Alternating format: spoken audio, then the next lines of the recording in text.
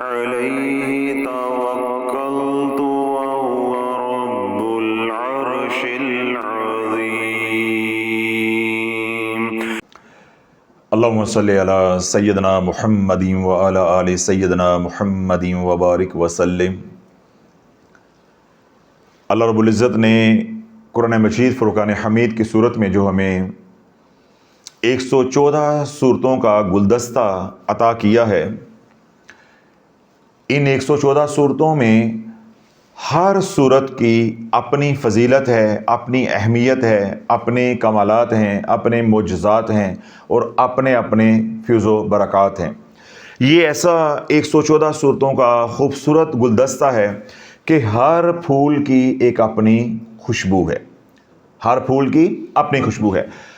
ہم سورۃ بقرہ کے اوپر کلام کریں، وہ فضائل بیان کریں جو اللہ کے نبی علیہ الصلوۃ والسلام نے ہمیں بتلائے ہیں، تو ہمارا دل کرے گا ہم سورۃ بقرہ پڑھنی شروع کر دیں. ہم سورۃ آل عمران پہ بات کریں تو آپ کا دل کرے گا میں سورۃ آل عمران شروع کر دوں. ہم سورۃ توبہ پہ بات کریں تو آپ کا دل چاہے گا میں سورۃ توبہ شروع کر دوں. ایسے ہی جو چھوٹی صورتیں ہیں جن کو عمومی طور پہ وظائف کے طور پہ پڑھا جاتا ہے، اجر و ثواب کے لیے پڑھا جاتا ہے، ان چھوٹی صورتوں میں یا قرآن مجید فرقان حمید کی جو سب سے چھوٹی صورتیں ہیں، ان چھوٹی صورتوں میں سے ایک صورت ہے سورہ اخلاص، قل هو اللہ احد. دیکھنے کو کہنے کو یہ بہت چھوٹی صورت ہے، 4 اس کی آیات مبارکہ ہیں. قل هو اللہ احد اللہ الصمد لم یلد ولم یولد ولم یکن لہ کفوا احد. یوں آسانی کے ساتھ بھی پڑھیں، آرام کے ساتھ بھی پڑھیں تو یہ 1 منٹ کے اندر آپ 10-12 مرتبہ آرام کے ساتھ پڑھ سکتے ہیں، بلکہ اس سے بھی زیادہ پڑھ سکتے ہیں. پڑھنے کو، دکھنے کو، کہنے کو اتنی چھوٹی ہے لیکن کمالات ایسے ہیں کہ قیامت پہ قیامت بھی آ جائے تو کمالات کو، معجزات کو، فیض و برکات کو بیان نہیں کر سکتے. تو ہمارے ساتھ اللہ والو جو المیہ ہے وہ کیا کہ جو چھوٹے چھوٹے اعمال احادیث کے اندر آئے یا اللہ کے نبی علیہ الصلوۃ والسلام نے بتلائے، ہم نے ان کو چھوڑ دیا اور ان اعمال کو پکڑ لیا جن کی کوئی سند نہیں تھی، کوئی وقت نہیں تھی، کوئی حیثیت نہیں تھی، یا کوئی ان کا ذمہ دار نہیں تھا، نہ پتہ تھا کون بنانے والا ہے، نہ پتہ تھا کون بتانے والا ہے. بس ہم نے رسالہ لیا، کتابیں لیں، یوٹیوب چینل کھولا، جو نظر آیا منہ میں ڈال لیا اور وہ پڑھنا شروع کر دیا. اس کا نتیجہ کیا نکلا کہ ہم روحانی طور پہ بھی اور بدنی طور پہ بھی بیمار ہوتے گئے اور ہمارا گھر بار بھی، صحت بھی ہمارا اجڑتا گیا. آج آپ ذرا توجہ کے ساتھ سنیں کہ جو اعمال اللہ کے نبی علیہ الصلوۃ والسلام نے بتائے ہیں، ان کی خوبصورتی کیا ہے، اور جو اعمال آپ دائیں بائیں سے لے کے کر رہے ہیں، کیا ان کے فضائل یا ان کی خوبصورتی یا ان کے فیض و برکات ایسے ہی ہیں جو میں بتانے جا رہا ہوں. اب یہ سن کے فیصلہ آپ نے کرنا ہے. حضرت کلثوم رضی اللہ تعالیٰ عنہ بہت پیارے صحابی رسول ہیں، حضور علیہ الصلوۃ والسلام کے غلام ہیں. اب حضرات جب حج عمرے پہ جاتے ہیں تو تمام زائرین، چاہے عمرہ زائرین ہوں چاہے حجاج ہوں، تو مدینہ پاک میں جب جاتے ہیں تو مسجد قباء میں وہ نفل پڑھنے کے لیے ضرور جاتے ہیں، مسجد کی زیارت کرنے کے لیے حجاج، عمرہ زائرین ضرور جاتے ہیں. تو وہ حضرات جنہوں نے حج عمرہ کیا ہوا ہے انہیں معلوم ہے میں کس مسجد کا نام لے رہا ہوں، مسجد قباء. تو یہ حضرت کلثوم رضی اللہ عنہ مسجد قباء کے امام تھے. اللہ کے نبی علیہ الصلوۃ والسلام نے ان کو مقرر فرمایا تھا. اب ان کا طریقہ کیا تھا، یہ بات توجہ کے ساتھ سننی ہے. جب یہ امامت کرتے، نماز پڑھتے، یعنی جس نماز کے اندر قرأت جہرن کی جاتی، بآواز بلند، جس طرح فجر ہو گئی، مغرب ہو گئی اور عشاء ہو گئی، تو یہ سورۃ فاتحہ پڑھتے. سورۃ فاتحہ کے بعد یہ قل هو اللہ احد پڑھتے، پھر کوئی قرآن کی کوئی اور سورت یا قرآن سے کوئی اور حصہ جو ہے وہ ساتھ ملاتے، تو یوں دونوں رکعتیں جو ہے وہ مکمل کرواتے، یا 4 رکعتیں یا 3 رکعتوں والی نماز ہے اسے مکمل کرواتے. یہ نظام چلتا رہا. یہ نظام کیا ہے؟ چلتا رہا. صحابہ پیچھے نماز پڑھتے رہے. اور صحابہ کے دلوں میں یہ بات آئی، انہوں نے یہ سوال کیا حضرت کلثوم رضی اللہ عنہ سے کہ کیا جب آپ سورۃ اخلاص پڑھتے ہیں تو آپ کی تسلی نہیں ہوتی؟ پھر آپ 7 سورت ملا لیتے ہیں، کیا آپ سورۃ اخلاص کو ناکافی سمجھتے ہیں کہ سورۃ فاتحہ کے بعد اگر ہم نے 4 آیتیں پڑھ لی ہیں سورۃ اخلاص کی تو نماز کے اندر کمی رہ گئی ہے، پھر آپ 7 ایک اور سورت بھی ملاتے ہیں؟ تو اگر آپ نے قرآن کا کوئی اور حصہ پڑھنا ہوتا ہے یا کوئی اور سورت پڑھنی ہوتی ہے تو پھر آپ کیا کریں کہ سورۃ اخلاص نہ پڑھا کریں، اس طرح نہ پڑھا کریں۔ جب صحابہ نے اعتراض کیا، یعنی جو مقتدی تھے مسجد میں، جب انہوں نے اعتراض کیا تو حضرت کلثوم رضی اللہ عنہ نے ایک بات کہی، دو ٹوک۔ آپ نے فرمایا بات یہ ہے، اگر تو تم کہو تو میں امامت چھوڑ دیتا ہوں، تم اپنا کوئی اور امام مقرر کر لو، اور اگر یہ کہو کہ میں نمازوں کے اندر سورۃ اخلاص پڑھنا چھوڑ دوں تو یہ نہیں ہونا، یہ نہیں ہونا، منجو اپنا امام نیا مقرر کر لو۔ جب انہوں نے انکار کر دیا دو ٹوک، تو مقدمہ کہاں آ گیا؟ بارگاہ رسالت میں۔ حضور علیہ الصلوۃ والسلام کی بارگاہ میں یہ شکایت آ گئی کہ یا رسول اللہ، جو امام وہاں مسجد قباء میں مقرر کیا ہے وہ ہر رکعت کے اندر سورۃ فاتحہ پڑھتے ہیں اور اس کے بعد سورۃ اخلاص پڑھتے ہیں، پھر ساتھ قرآن کا کوئی اور حصہ یا کوئی اور سورت پڑھتے ہیں۔ ہم نے انہیں یہ کہا ہے کہ یا تو سورۃ اخلاص پڑھ کے آپ رکوع میں چلے جایا کریں، تو یا پھر یہ کہ ہر رکعت کے اندر سورۃ اخلاص نہ پڑھیں، کبھی کبھار پڑھ لی، آپ قرآن کا کوئی اور حصہ پڑھا کریں۔ اللہ کے نبی علیہ الصلوۃ والسلام نے طلبی فرما دی، آ جاؤ کہ آپ کی شکایت آئی ہے۔ حضرت کلثوم رضی اللہ عنہ جو ہے وہ بھی حاضر ہو گئے۔ اب صحابہ تشریف فرما ہیں، اللہ کے نبی علیہ الصلوۃ والسلام کی عدالت بارگاہ رسالت ہے۔ حضور علیہ الصلوۃ والسلام نے حضرت کلثوم سے پوچھا، ہاں بھائی تم ہر رکعت کے اندر سورۃ اخلاص کیوں پڑھتے ہو، اور اگر پڑھ لیتے ہو تو پھر اور صورتیں ساتھ کیوں ملاتے ہو؟ عرض کی، یا رسول اللہ مجھے اس صورت کے ساتھ محبت ہے، میں یہ صورت محض اللہ کی محبت میں پڑھتا ہوں اور کوئی بات نہیں ہے، تو میں یہ صورت چھوڑنا نہیں چاہتا، میں اللہ کی محبت میں پڑھتا ہوں۔ تو اللہ کے محبوب علیہ الصلوۃ والسلام نے فیصلہ سنایا، جاؤ پھر اللہ کی محبت میں جنت تیرے پہ واجب ہو گئی ہے۔ کیوں؟ انہوں نے اللہ کے نبی علیہ الصلوۃ والسلام سے حدیث سنی تھی کہ جس نے سورۃ اخلاص صدقے دل سے حالت ایمان میں پڑھی، محبت کے ساتھ پڑھی، اس کے لیے جنت ہے۔ تو یا رسول اللہ میں محبت سے پڑھتا ہوں کہ اللہ مجھے جنت میں داخل کر دے، تو اللہ کے نبی علیہ الصلوۃ والسلام نے کیا فیصلہ سنایا، کیا بشارت دی؟ جاؤ پھر جنت واجب ہو گئی ہے، جاؤ جنت واجب ہو گئی۔ کیوں؟ سیدنا ابو ہریرہ رضی اللہ عنہ حضور علیہ الصلوۃ والسلام کے ساتھ ہیں، تو پاس سے گزرے تو ایک شخص نماز پڑھ رہا تھا، تو اس کے اندر سورۃ اخلاص پڑھ رہا تھا، قل هو اللہ احد اللہ الصمد لم یلد ولم یولد ولم یکن لہ کفوا احد۔ تو اللہ کے نبی علیہ الصلوۃ والسلام نے جب سماعت فرمائی سورۃ اخلاص تو آپ نے کہا واجب ہو گئی ہے، واجب ہو گئی ہے، واجب ہو گئی ہے۔ سیدنا ابو ہریرہ فرماتے ہیں کہ میں بڑا حیران ہوا، میں کہ یا رسول اللہ کیا واجب ہو گئی ہے؟ حضور علیہ الصلوۃ والسلام نے فرمایا جنت واجب ہو گئی ہے، جنت واجب ہوئی ہے۔ تو نے سنا نہیں ہے کہ اس نے قل هو اللہ احد پڑھا ہے؟ تو اللہ جس نے محبت کے ساتھ سورۃ اخلاص پڑھی اس کے اوپر جنت واجب ہے۔ تو حضرت کلثوم رضی اللہ عنہ محبت میں جو ہے وہ ہر رکعت کے اندر سورۃ اخلاص پڑھتے تھے، یہ آپ کا طریقہ تھا۔ حضرت انس بن مالک رضی اللہ تعالی عنہ روایت کرتے ہیں کہ حضور علیہ الصلوۃ والسلام نے ارشاد فرمایا کہ جب تم بستر پہ جاؤ، کیا کرو؟ جب بستر پہ جاؤ، بستر پہ جب لیٹ جاؤ تو دائیں کروٹ لیٹو، پھر دائیں کروٹ لیٹ کے 100 بار سونے سے پہلے قل هو اللہ احد پڑھو۔ یا رسول اللہ بستر پہ گئے، دائیں کروٹ لیٹ گئے، 100 بار قل هو اللہ احد پڑھی، کیا ملے گا؟ اللہ کے محبوب علیہ الصلوۃ والسلام نے ارشاد فرمایا کل میدان محشر میں رب فرمائے گا کہ تو بستر پہ لیٹ کر سونے سے پہلے دائیں کروٹ میں 100 مرتبہ قل هو اللہ احد پڑھتا رہے، اب دائیں طرف سے ہی جنت میں داخل ہو جائے۔ تیرا کوئی حساب نہیں ہے، تیرا کوئی نامہ اعمال نہ تولا جائے گا، نہ ٹٹولا جائے گا، اور نہ پرکھا جائے گا، نہ کوئی اس کے اوپر کلام ہوگا، بغیر حساب کے دائیں طرف تو لیٹ کر کروٹ لے کر 100 مرتبہ سونے سے پہلے قل هو اللہ احد پڑھتا تھا، اب آرام سے نیواں نیواں ہو کے سجے پاسیوں جنت میں داخل ہو جا۔ اللہ والو یہ خوبصورت اعمال ہم چھوڑ کے ہم کدھر کے کدھر چل رہے۔ جو لوگ مجھے آج کہتے ہیں حضرت صاحب ہم ثواب کے لیے پڑھتے رہے ہیں، تو اب میں ڈنڈا لے کے ان کے پیچھے ہوں.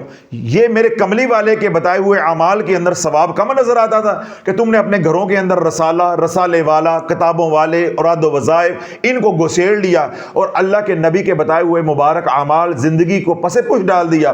اور ان کی زندگیوں کو جو جھوٹ سے بھری پڑی ہیں، من گھڑت فضائل سے بھری پڑی ہیں، جن کا کوئی نہ اگا ہے نہ پیچھے ہے، ان کو اپنے سر پہ چڑھا لیا اور حضور کی مبارک زندگی کو پیچھے چھوڑ دیا. کوئی زمانے میں مجھے وظیفہ لا کے دو، جو میں نے تھوڑی سی بات کی ہے اس بات کا کوئی توڑ مجھے دو.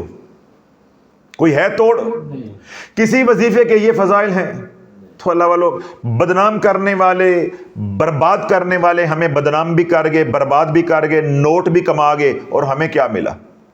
سوائے رسوائی کے. جو ہمارے پاس تھوڑی بہت دنیا تھی وہ بھی ہماری جو ہے وہ خراب ہو گئی، برباد ہو گئی. نہ ہم رے دھوبی کے اور نہ ہم رے گھاٹ کے، نہ رہے ہم دنیا کے اور نہ رہے ہم آخرت کے. جن اعمال کے بارے میں سوال ہونا ہے وہ ہمارے پاس ہے نہیں ہے. جن اعمال کے بارے میں ہمارے پاس سوال نہیں ہونا، وہ اعمال کر کر کے ہم نے دنیا بھی برباد کر لی اور آخرت بھی برباد کر لی. آج ہم روتے ہیں کہ یا اللہ ہماری تہجد کی دعائیں بھی تو قبول نہیں کرتا. تم لوگوں نے اللہ کے ساتھ بگاڑی کتنی ہے، بگاڑی کتنی ہے کہ جن اعمال کے اندر اللہ کی رضا ہے وہ چھوڑ دیے تو اللہ ناراض ہو گیا. جن اعمال کے بارے میں سوال نہیں ہونا ان کو دن رات کر رہے ہو. اللہ کہتا ہے ٹھیک ہے، اگر کامیابی ان اعمال کے اندر ہے تو جاؤ پھر ان اعمال کے اندر کامیابی پا لو. میں نے ابھی تھوڑی دیر پہلے کیا بات کہی ہے کہ اللہ کہاں سے ملا ہے؟ در مصطفیٰ سے. تو اللہ کرنے کا طریقہ بھی در مصطفیٰ سے ملے گا. بس یہ بات آپ حضرات نے دل میں اتار لینی ہے، کبھی گمراہ نہیں ہوگے. آپ کو لوگ کہیں گے لو جی یہ ہمارے بزرگوں کا ہے، اور یہ بھی تو اللہ ہی ہے نا. شافی ایسے جو ہے وہ فتوے لگاتا ہے، شافی ایسے ہی فتوے لگاتا ہے، بڑے پیار سے معصوم سا بوتھا بنا کے، کیا معصوم سا بوتھا شریف بنا کے، یعنی منہ بنا کے بڑے پیار سے کہنا ہے پیر صاحب یا جو بھی بندہ بات کر رہا ہو، کیوں یہ لالی پاپ بڑا زہریلا ہے کہ اللہ ہی کرنی، اللہ کرنے سے کیا ہو جاتا ہے، اس سے تو ثواب ہی ہوتا ہے. شافی تو ایسے فتوے لگاتا ہے، لوگوں کو ڈراتا ہے، لوگوں کو روکتا ہے، دین سے دور کرتا ہے، اللہ کے ذکر سے دور کرتا ہے. بڑا معصوم سا، جس طرح وہ پرائمری کے اسکولوں کے بچوں کا، معصوم بچوں کا منہ ہوتا ہے نا، بڑا معصوم سا منہ بنا کے سوال کرنا ہے.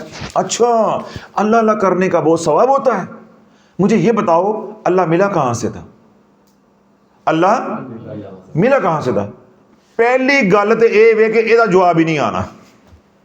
یعنی جو ہمارے دین کی، ہمارے علم کی جو حالت ہے، جب آپ نے یہ کہ سوال کر لیا نا اللہ ملا کہاں سے تھا، وہ ایک دم اس نے پریشان ہو جانا ہے کہ میرے کو سوال کر لیا گیا، یعنی اسی وقت ہوا نکل جانی ہے. اگر اس کو نہ جواب آئے تو ٹو دے دینا، او بھائی اللہ ملا کہاں سے تھا، چپ. او بھائی اللہ ملا کہاں سے تھا، چپ. او بھائی اللہ مدینے والے سے ملا ہے، در مصطفیٰ سے ملا ہے. حضور علیہ الصلوۃ والسلام نے اپنے رب کا تعارف کروایا ہے، حضور علیہ الصلوۃ والسلام نے رب کا بتایا ہے. ہاں جی اتنے ملے. اچھا اللہ کہاں سے ملا ہے؟ جی مدینے والے سے ملا ہے. تو طریقہ اللہ کرنے کا کون بتائے گا؟ انشاءاللہ پھر سکون.com ہو جائے گا. یہ تمہیں دی پڑی ہے، ایک ہی کافی ہے. شافی کا اصول بھی یہ ہے کہ دو نہیں دینی، پھر تمہ نہیں رہ جاتا، وہ کوڑ تمہ بن جاتا ہے، تو بندہ پھڑک جائے گا، مر جائے گا. تو ہم نے حضور کی امت کو مارنا تو نہیں نا، ذلیل تو نہیں کرنا، رسوا تو نہیں کرنا، ہم نے ان کی اصلاح کرنی ہے. اسے ایک ہی بات کہنی ہے، بات اللہ کی نہیں ہے کہ حزب البحر اللہ نہیں ہے، آیت کریمہ اللہ نہیں ہے، دعائے سیفی اللہ نہیں ہے، فلاں چیز اللہ نہیں ہے، 5 صورتیں پہ حضرت صاحب تنقید کر دیں وہ اللہ نہیں ہے. بھائی اللہ ہے، ہم کب کہہ رہے ہیں اللہ نہیں؟ ہمارا سوال یہ ہے اللہ کہاں سے ملا ہے. وہ اب اس کے اندر اعتماد آ چکا ہوگا، اب فوراً کہ ہاں جی اللہ جو ہے در مصطفیٰ سے ملا ہے. اللہ کہاں سے ملا ہے؟ در مصطفیٰ سے. تو اللہ کرنے کا طریقہ بھی در مصطفیٰ سے ملے گا. پھر اس کو قرآن سناؤ، قل ان کنتم تحبون اللہ فاتبعونی یحببکم اللہ. اے میرے محبوب فرما دیجئے، یہ کہتے ہیں میرے سے اللہ محبت کرے. اللہ محبت تو تب کرے گا کہ جہاں سے اللہ ملا ہے تو طریقہ بھی وہاں کا ہوگا تو اللہ محبت کرے گا. میں تب محبت کروں گا جب تیری یہ غلامی کریں گے، تیری یہ اتباع کریں گے. اب یہ نہیں چورن بکے گا کہ اللہ ملے در مصطفیٰ سے تو طریقہ میرے پیر کا چلے، یہ نہیں چلے گا. اللہ کرنی ہے تو جہاں سے اللہ ملا ہے طریقہ بھی وہیں سے ملے گا. گاڑی لو آپ شو روم سے، مرضی اپنی کرو، نہیں، جنہوں نے بنائی ہے طریقہ بھی ان کا چلے گا۔ موبائل لو کمپنی سے اور کہو کہ میں نے کرنی اپنی من مانی، نہیں، کمپنی کہے گی جیسے ہم کہہ رہے ہیں آپ کو، ہم جو ہے میسج بار بار دے رہے ہیں، جس طرح ہم آپ کو چلا رہے ہیں، جیسے ہمارا سافٹ ویئر ہے، ہمارے مطابق چلنا پڑے گا۔ بات سمجھ آ گئی؟ تو اللہ یوں جب لوگوں کی تربیت کرو گے تو انشاءاللہ لوگوں کے اندر یہ جو بات بٹھا دی گئی ہے، او جی اللہ اللہ کرنا کی ہو جاندہ ہے، او جی اللہ اللہ کرنا کی ہو جاندہ ہے، اللہ اللہ کرنا نا کی ہو جاندہ ہے۔ تو بھائی بات اللہ اللہ کی نہیں ہے، بات اللہ کی رضا اور اللہ کی منشا کی ہے۔ اللہ کہتا ہے کہ اللہ اللہ بھی کرنی ہے تو طریقہ میرے محبوب کا ہونا، بس۔ جب وہ کسی بات پہ راضی نہیں ہے، اس نے ایک فیصلہ دے دیا ہے کہ قل ان کنتم تحبون اللہ فاتبعونی یحببکم اللہ، اس کا عارفانہ ترجمہ کیا ہے؟ اے میرے محبوب فیصلہ ہو گیا ہے، جو تیرے نہیں ہیں وہ میرے بھی نہیں ہیں۔ تو اللہ نے اتنا سخت فیصلہ اتار دیا، جو تیرے نہیں ہیں وہ میرے بھی نہیں ہیں، تو جو تیرے اعمال ہیں وہ اللہ قبول کر لے گا۔ تو اصول کیا بن گیا کہ جہاں سے اللہ ملا ہے تو اللہ اللہ کرنے کا طریقہ بھی وہیں سے ملے گا۔ ہمیں معلوم کرنا ہوگا کہ اس پریشانی میں اللہ اللہ اللہ کے نبی نے کیسے کی ہے، تو ویسے ہی کریں گے تو اللہ کی مدد آئے گی، ورنہ اللہ کی مدد نہیں آئے گی۔ پھر ہم یہی روتے کرلاتے مر جائیں گے، ہے اللہ ساڈیاں تہجد دیاں دعاواں بھی تو قبول نہیں کردا، اسی کی وگاڑیا کسے دا۔ پھر تم یوں ہی کرلاتے مر جاؤ گے تو مدد کوئی نہیں آنی۔ کیوں؟ جس دروازے سے مدد آنی ہے، جس رستے سے مدد آنی ہے، ہمارا وہ رستہ ہی نہیں ہے۔ تو رستہ کون سا ہے؟ کملی والے کا رستہ، کس کا ہے؟ مدینے والے کا رستہ، کس کا؟ آمنہ کے لال کا، آسیوں کے لجپال کا، اللہ کے ماہی کا، سدرہ کے راہی کا، حضور علیہ السلام کا رستہ ہے۔ جب اس رستے پہ آ جاؤ گے تو اللہ کی مدد انشاءاللہ یوں آئے گی۔ تو اللہ رب العزت جو ہے ہماری اس کوشش کو، محنت کو قبول منظور فرمائے۔ ہم عرش کے پلیٹ فارم کے اوپر یہی امت کے اندر شعور اجاگر کرنے کی کوشش کر رہے ہیں کہ امت جو ہے وہ من گھڑت اعمال اور جھوٹے فضائل سے نکل کے جو قرآن و حدیث سے ثابت ہیں اعمال، حضور علیہ السلام کی حیات مبارکہ سے ثابت ہیں اعمال، جن کی فضیلت یا فضائل احادیث مبارکہ کے اندر آئے ہیں، جن کو ہم مسنون اعمال بھی کہتے ہیں، تو ہم امت کو دھیرے دھیرے مسنون اعمال کی طرف لے کر آئیں، تاکہ کرنے والے بھی محفوظ اور کروانے والے بھی محفوظ، کرنے والے بھی سرخ روح ہوں گے انشاءاللہ العزیز، اور کروانے والے بھی سرخ روح ہوں گے، یعنی ہم دونوں ہی، کرنے والے بھی اور کروانے والے بھی کامیاب ہوں گے۔ پھر ادھر سے اللہ بھی راضی اور اللہ کا رسول بھی راضی علیہ الصلوۃ والسلام۔ اللہ ہماری اس محنت کو، کوشش کو اپنی بارگاہ میں قبول منظور فرمائے۔ وہ تمام حضرات جو الٹ سلط وظائف پڑھ کے رجت کا شکار ہیں، روحانی یا بدنی بیماریوں کا شکار ہیں، اللہ انہیں شفا بھی عطا فرمائے اور اللہ انہیں ہدایت بھی عطا فرمائے۔ ہماری فکر اور ہماری سوچ کو اللہ ان کے دلوں میں اتار دے، جو گرہ لگی ہوئی ہے جہالت کی، اللہ اپنے کرم سے وہ گرہ کھول دے تاکہ ان کو بات سمجھ آ جائے، اور ہماری تقریر کے اندر، ہماری تحریر کے اندر، ہماری زبان کے اندر اللہ رب العزت ایسی تاثیر ڈال دے کہ ہم بولتے جائیں، اللہ امت کے دل میں اتارتا جائے۔ سبحان ربک رب العزت عما یصفون وسلام علی المرسلین والحمد للہ رب العالمین۔